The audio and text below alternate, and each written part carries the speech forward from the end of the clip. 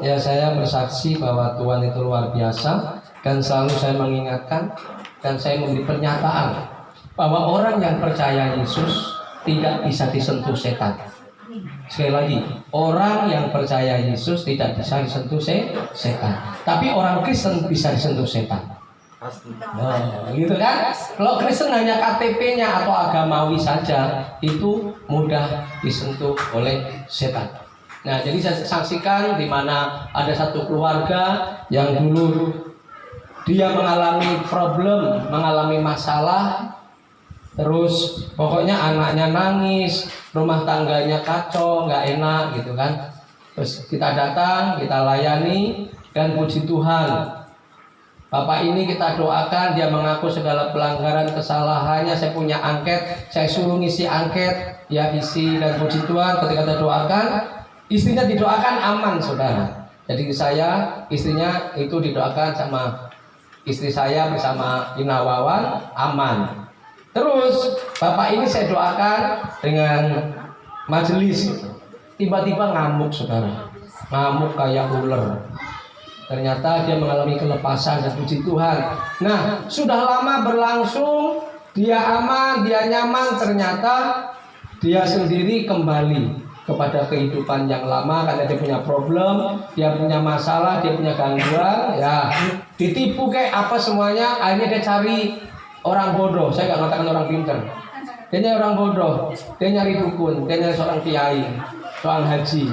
Datang di rumahnya ditanamin. Dia sendiri pegang jimat, terus dia minum, ya minum ramuan. Ya memang ramuannya ada, tapi saya percaya itu surat Al-Azim yang ditulis terus dibakar, kalau di gelas dia minum, saudara.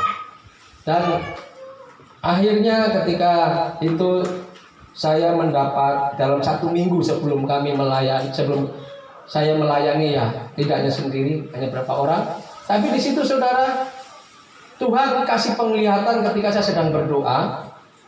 Ada seorang suami istri ini sedang berpelukan dengan menangis sangat dahsyat.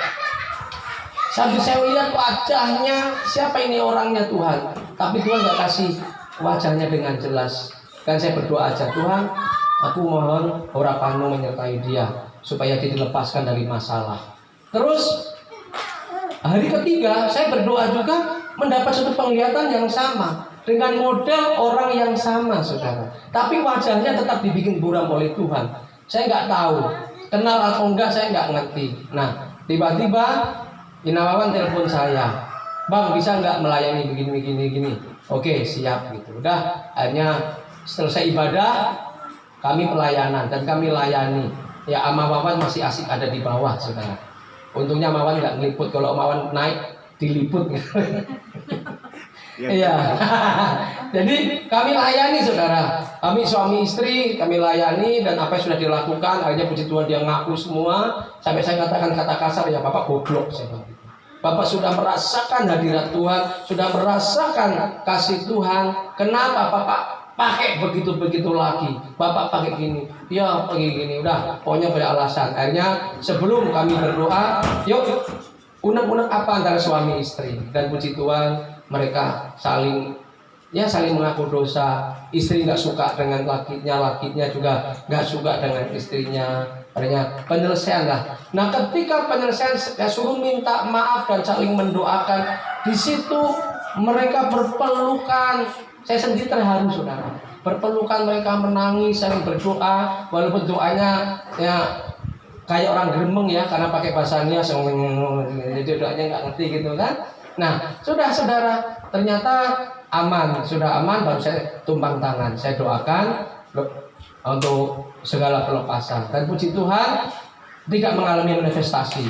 Terus, saudara, saya harus menguduskan rumah itu. Dia bilang rumah ini ditanam, Pak, dan rumah ini ada sesuatu lah gitu. Orang banyak yang menyatakan rumah ini ada penunggunya. Udah, memang saya waktu datang, saya mendapat roh saya itu menemukan bahwa rumah ini nggak beres, dan Tuhan temukan. Akhirnya saya berdoa, dan setelah berdoa saya mengurapi minyak. Dari lantai 2 saya turun ke bawah, saudara. Nah, katanya setelah saya turun di tangga itu, Bapak ini manifestasi. dia ngamuk. Akhirnya saya masih nggak ngerti, pokoknya saya urapin ke depan, sama Wawan masih ngobrol dan apa gitu udah. Akhirnya situ saudara, tiba-tiba pas saya naik ke atas, bapak ini udah kejang-kejang, udah ngamuk, udah apa, ini saya pegang itu tangannya kayak kayu. Saya pegang urapi dengan minyak kakinya kayak kayu saudara. Itu kalau orang dipukul bisa muntah darah itu. Tapi saya bilang, diam di dalam nama Yesus, aku perintahkan diam. Ini bait Allah, setan keluar dimanapun gitu. Saya bilang gitu, udah, saya cuma liatin aja. Saya di sampingnya, dia mau pukul saya, dia cuma gini, kayak diikat tangannya, gitu. Teriak-teriak, dan akhirnya dia muntah. Jadi muntah, hanya Inawawan ambil ember itu, ya muntah di ember itu, dan puji Tuhan, akhirnya dia mengalami kelepasan. Dia lega. Tetapi yang muncul lagi, saudara, aku haus. Nah, saya suruh Inawawan ambil minum. Sudah dibawa kasih minum, jangan Inawawan, Pak Cu yang ngasih minum. Nah, saya dukun aja. Saya kasih minum. Hanya dia segar, dan saya nasihatin, Pak, tetap kuat bahwa roh Bapak lebih besar dari dunia ini. Yohanes 1 ayat 4 ayat 4. Bapak hafalkan itu. Jadi udah nggak usah pakai begitu lagi. Dan puji Tuhan sudah bebas lah. Nah, akhirnya malam itu saya sampai pulang di rumah. Nah, ini saudara baru saya tahu. Saya pulang di rumah, Tuhan terima kasih untuk pelepasan oleh Bapak ini. Baru ditunjukkan, inilah orangnya yang kau doakan selama 2 hari itu gitu. Jadi kayak Tuhan kasih visi gitu. Jadi bukan kebetulan ya, bukan kebetulan semua dalam rencana Tuhan. Ya makanya saya berani bersaksi ini karena apa? Tuhan kasih visi itu. Akhirnya dilihat itu, baru saya nangis, Tuhan. Ternyata ini kami kenal dan berhubungan pun dengan baik gitu kan. Ternyata ketika ngobrol-ngobrol itu kok Juliet pasti ketemu dengan saudara istri saya ya, dengan Mama Epan, karena tinggalnya sama di daerah sana juga, sama-sama marga Harefat gitu kan.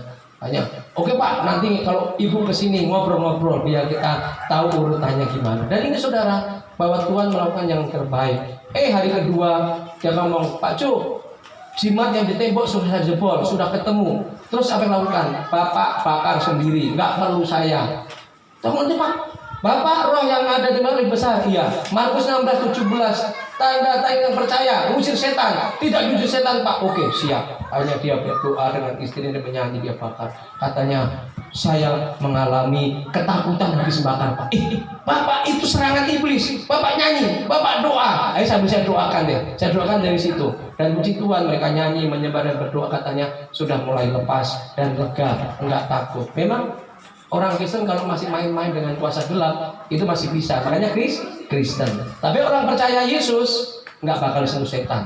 Dan berapa hari kemarin juga Jumat saya ditelepon, saya lagi pelayanan diskusi dengan orang. Orang ini terlibat dengan narkoba, dia mau bertobat, diskusi bersama dengan istri kan.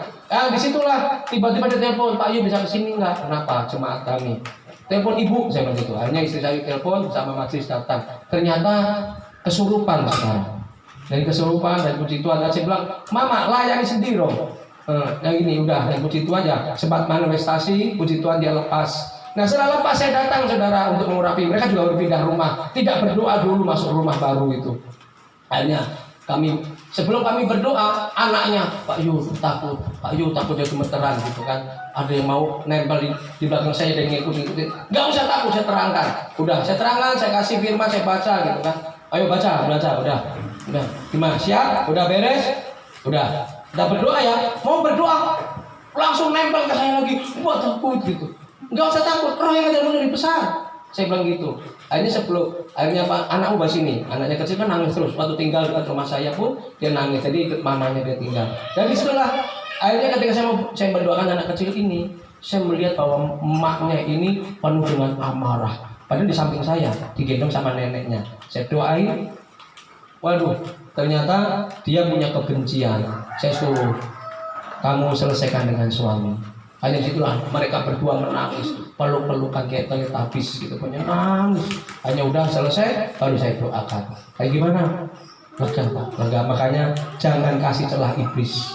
Kamu udah kepahitan pun, kau bisa kesurupan, kau bisa kerasukan setan. Maka orang Kristen itu bisa seperti itu. Tapi anak Tuhan perlu damai. Kerajaan Allah bukan soal makanan dan minuman, tapi soal kebenaran, damai sejahtera, sukacita. Jadi kerajaan Allah nanti kita mati nanti, tapi di dunia sudah berikan kepada kita. Kalau nggak punya damai dengan suami istri, dengan anak, cepat selesaikan supaya nggak ada celah untuk iblis menyentuh kita. Itu aja kesaksian saya.